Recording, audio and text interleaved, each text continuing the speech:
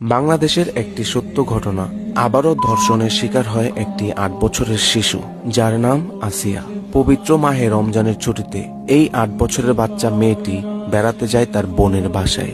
কিন্তু কে জানতো সেখানে অপেক্ষা করছে কতগুলো মানুষরূপী নরপশু, যারা এই ৮ বছরের বাচ্চা মেয়েটিকেও ছাড় দেয়নি। বোনের বাসায় গিয়েই ধর্ষণের শিকার হলো এই আসিয়া।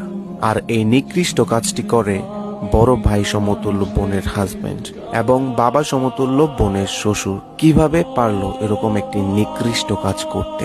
কিভাবে পারলো বাবা এবং ছেলে মিলে এই বাচ্চা শিশুটির সাথে এরকম জঘন্য কাজ করতে?